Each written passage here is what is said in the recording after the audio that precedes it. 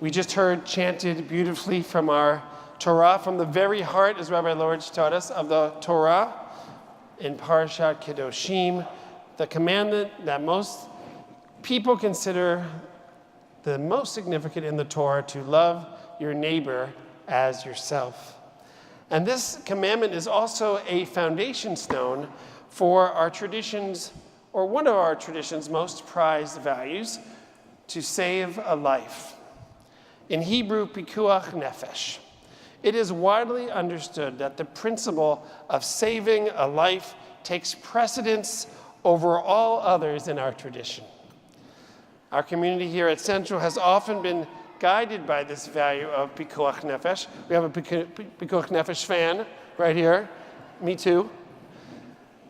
On a Shabbat evening, I know some of you were here in February of 2013.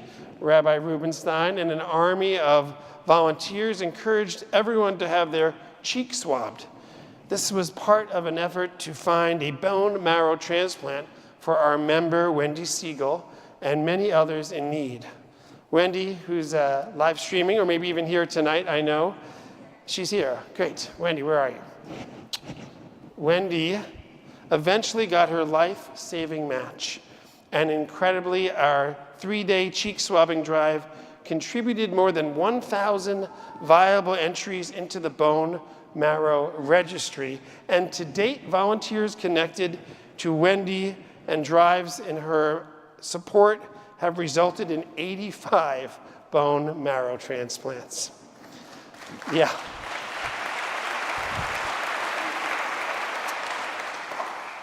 And less than 2 weeks ago, we gathered hundreds of people in this very sanctuary to educate ourselves on BRCA mutations. Carriers of BRCA mutations are at elevated risk for cancer, including breast, ovarian, prostate, and pancreatic.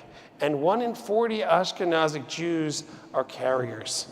Knowing if you have a mutation can be protective, since you can do things to decrease your risk. The study we learned about last week uses a digital platform to provide free testing for common BRCA mutations for women and men of Ashkenazic Jewish ancestry, ages 25 and older.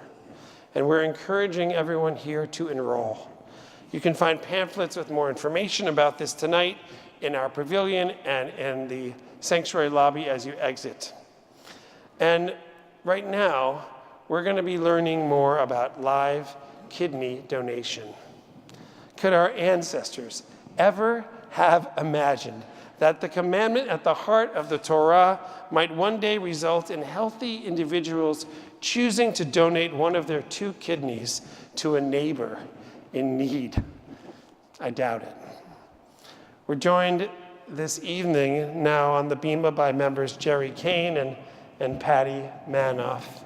And when Jerry and Patty and another Central congregant, Howard Cowan, came to us recently to tell us that they were in various stages of kidney failure and that they needed a kidney transplant, we knew it was time to inform our community about live kidney donation. No doubt there is a difference between taking a genetic test, thinking about a bone marrow transplant, and being a live kidney donor. And we understand this. And due to the miracle of modern day medicine, more and more people, especially in Jewish communities, are thinking about it. 6,000 healthy people donate a kidney each year. Isn't that incredible? People are considering this because donating a kidney can revive a person's life.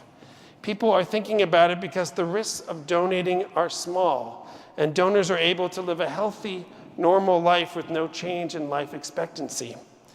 People are thinking about it because they personally know people, such as our colleague, Cantor Mo Glasman, who donated a kidney just a few months ago and is now completely healthy and back to singing and parenting and crushing people in tennis. People are doing this because they experienced the priceless reward of having saved another's life. We're grateful tonight to welcome a person who himself chose to be a live kidney donor. Josh donated without knowing who would receive his kidney, and in light of our Jewish values, and in light of the need of Patty and Jerry and Howard, we invite Josh now to the podium to tell his story.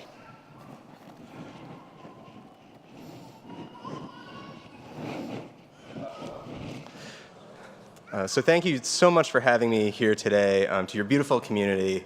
I just really feel very, very fortunate to get to talk to you all and to be a part of it. I was able to come to services last Friday, and it's just really amazing what you have here at Central Synagogue, and I feel really blessed to be here. So if you ask 100 kidney donors, do they think that they're a hero? Somewhere between 99 out of 100 or 100 out of 100 would say, no, absolutely not, and please never call me that. And the reason they would do that, or we would do that, is first, people say, well, it sends the wrong message. It makes people think that in order to be a kidney donor, you have to be extraordinary, you have to be abnormal or unusual, and it's a bad message to send. But beyond it being a bad message, it's also just not true. Kidney donors are not extraordinary. They're ordinary people.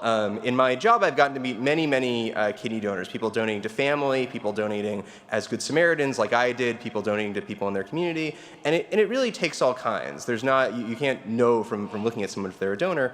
The only thing that really unites kidney donors is that there was a moment in our lives where where we saw a need for someone who needed a transplant, and in that moment that it made sense for us to donate, and sort of fit for us to donate. The sort of decision connected with something in ourselves, and we were healthy enough to able to do that. So I'm going to tell you about my own story of donation, but really I just want to sort of point out that in a way telling you about my own reasons.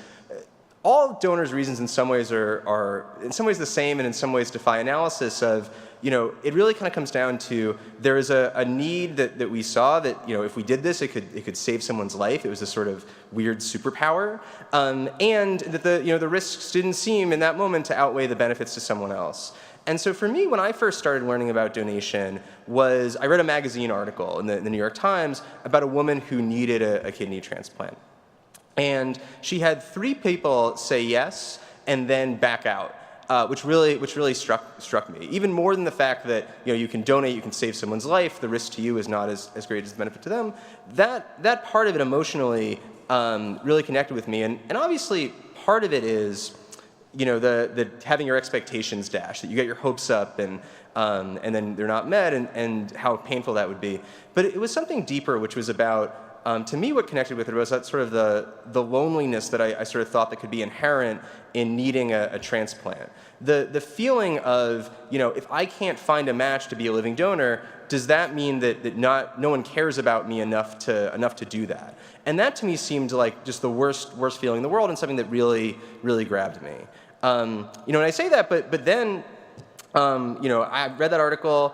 I'd had jaw surgery when I was younger, so I'd had anesthesia before. That part of it didn't faze me. And I thought, maybe this is something I want to do. And then I just promptly forgot about it for about a year. I didn't know anyone who donated. I never met a donor. But then later I read another article in the New Yorker about people who do give kidneys to strangers. And I thought, maybe this is something that I'd want to do. So by the time, sometime after that, when I was a lawyer, I had started my job as at a corporate law firm, and finally I kind of was at a point in my life where it made sense. I was stable. I had this job that was really making more money than any 25-year-old should be able to make, but or certainly needs to make, but that I didn't find necessarily that fulfilling. And I also felt like I grew up in a very privileged background in a lot of ways. Not just that I was well off growing up, but also more importantly that I had a really amazing family and really amazing parents who were just incredibly supportive. And I'd been lucky enough to do well in school and standardized testing and things like that. And I sort of felt like at that point, if all I did with my life, with all of those advantages and all that potential was to just kind of make money for myself and sort of enjoy my own life, it's not that would necessarily be a bad life, but it would be not fulfilling the potential or not fulfilling what was kind of given to me. And so that's kind of what led me to decide to donate. And so I'm the in terms of kind of like the process of it, I'm not going to bore you with all the the testing and things like that. I donated in Boston at Beth Israel Deaconess at a center. It's a good center, but a smaller center. And it was a great, they do about 20 to 30 living donor transplants a year. It was a great experience for me. But in New York, the centers here are really world-renowned and do about 5 times that amount of transplants, all the centers in Manhattan. And I think that all the patients here today and Howard, I believe, are all at Cornell, which is an amazing center, and maybe the best from kind of a donor process perspective. And the basic process is, you do some lab work, you collect a big jug of your urine, and they test that, and you test blood, and you have meetings with doctors. And usually it's about 2 to 4 months of doing that. And if you're healthy enough to donate, even if you're not a match for the people here, you can still help the people here through something called kidney exchange, which I can explain after if you want to talk after. But then you're able to donate. And so I started the process in May of 2011, and in December I was given a surgery date, which was December 13, 2011, which is when I donated. And it's a laparoscopic surgery, so it was about 3 hours, and for me, the surgery started late. That night, when I woke up, I was like feeling well enough to talk to someone about their law school exams, and I think I made some pretty good points, but I don't remember any of them because of the drugs, so I don't know. And usually you're in the hospital for about 2 or 3 nights after you donate. I was foolish and felt very healthy, and I felt like I got out of the hospital less than 24 hours after I donated. So the first night back, I could have really used the morphine drip.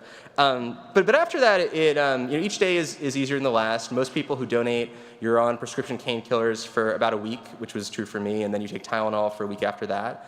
You can't lift anything. And most people who have kind of desk jobs are back at work in about 2 weeks, maybe 3 weeks at the outset. And you can't lift it. You're not allowed to lift anything over about 10 pounds for about 6 weeks. And you have some fatigue for that time. And then I would say I felt back to normal maybe a couple of months after I donated. And since then, the only difference, in terms of like my lifestyle, or I don't have any. People always ask, can you still drink? And it's like, yeah, you can drink just as much as before, different organ entirely. Right? So now everyone here's going to donate now that they know that. But the only differences for my lifestyle is that you have to take Tylenol instead. You're not supposed to take Advil or aspirin or ibuprofen. You take Tylenol instead. And I was also told before I donated you're not supposed to use cocaine after you donate, which is not a problem, luckily. And that was kind of it, except sort of the kind of psychological piece of it for me, and for getting to meet the person that I donated to, and who I met a few months after I donated. And when I met him, we got along right away, and we're still friends. We still talk and text every so often, especially around football season, because I'm from Boston. I'm a big Patriots fan. He is not a big Patriots fan, so I usually can get to rub it in lately. And but when we met, he said there are a few things that I'll really never forget. So one is he was on dialysis for 8 years before he got a transplant, and it was really awful and really difficult. And even for more than a year after the transplant, he still had different health conditions that had accumulated that he had to keep kind of dealing with. And now, luckily, he's better and fine. And it's been about 7 years. But he told me that he was, when he heard that he was going to get a transplant, he was so excited and so shocked that he just dropped the phone in surprise. And the other thing he told me was that when he needed a transplant and his friends would come over, he said that the idea of a living donation was kind of like a dead body in the room, and they weren't offering and he wasn't asking, and it was this really difficult thing. And so I think that's something. First I want to just congratulate Jerry and Howard and Patty really for their bravery and being public about their need. I know that sounds small, but it's really very hard, I think, for anyone to discuss their medical conditions and to sort of put themselves out there like that. And so I really congratulate them and admire them for that. And I also, feel really glad that that they're a part of and I hope they can feel good that they're a part of a great community like this that can feel supportive and where things like this can be talked about.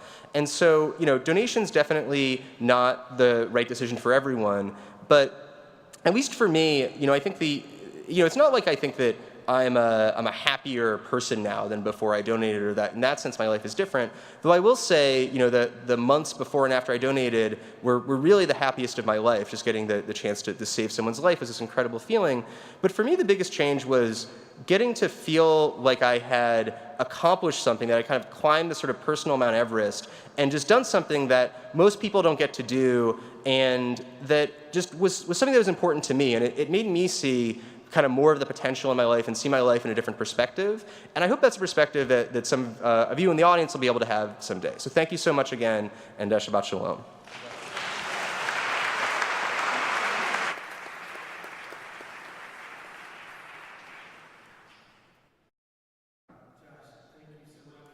Educating us and inspiring us. You are a graduate of an Ivy League law school, and I believe you may have taken a detour from your corporate law work because you've started this incredible organization called Weightless Zero, who's our partner at Central Synagogue in helping find a match for Patty and Jerry and Howard, and we admire you so much, and thank you for being here. If you want to learn more about live kidney donation, you can find details on our website.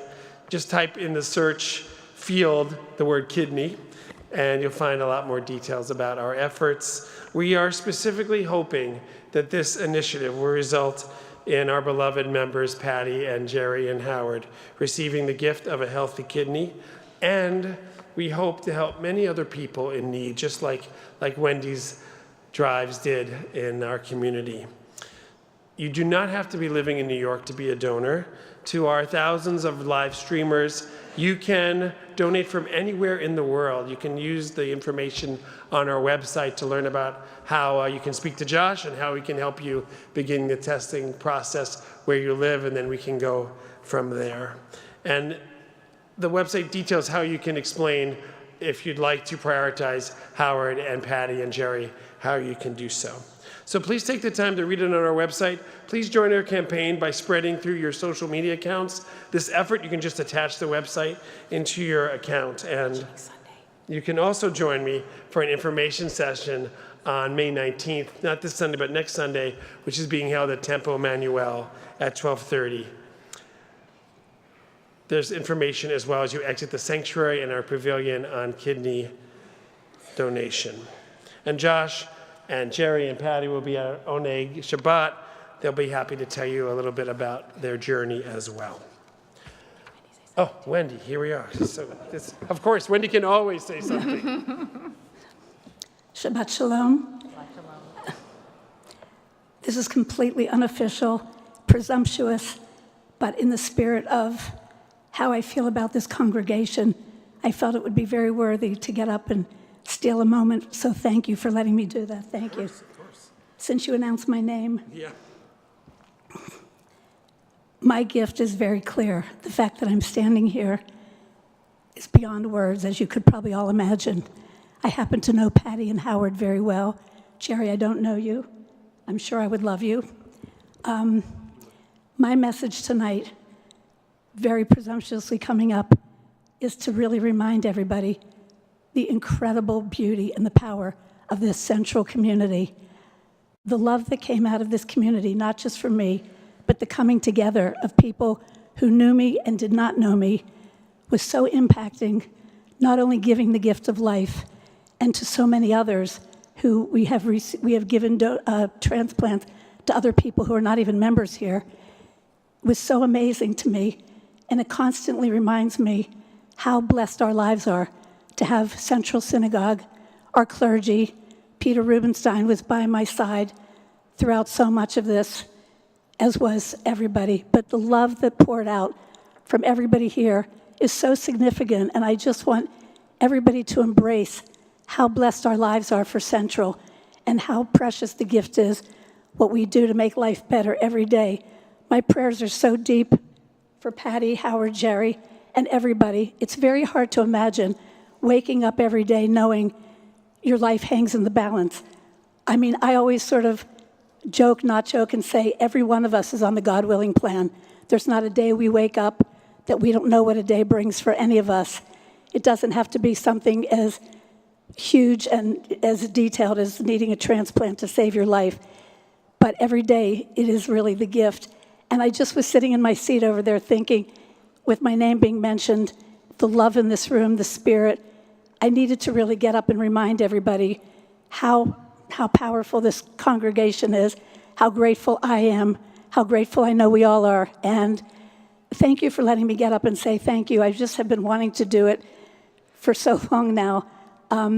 Remember the gift of our life. Remember the gift of our community, the love of sharing. I thank each and every one of you. Patty, Jerry, Howard, I personally am trying to work, as Mo knows, to help change life for you. Just know how great it is for us all to be together. So Josh is the young man that came up here. Josh, you're a hero. Trust me, from where I stand, you're a hero. And I think every day that we do any simple act of kindness, we're all heroes. And my kids say that my mantra now is, you do not get to choose the journey you're on. You only get to choose how you live it. You never know what the call brings. You never know what a diagnosis brings. So embrace life.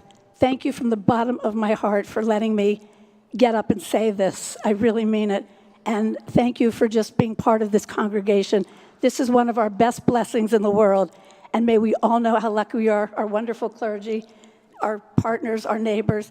Really, with so much love, I thank you for letting me get up and say this. But thank you for the love, everybody.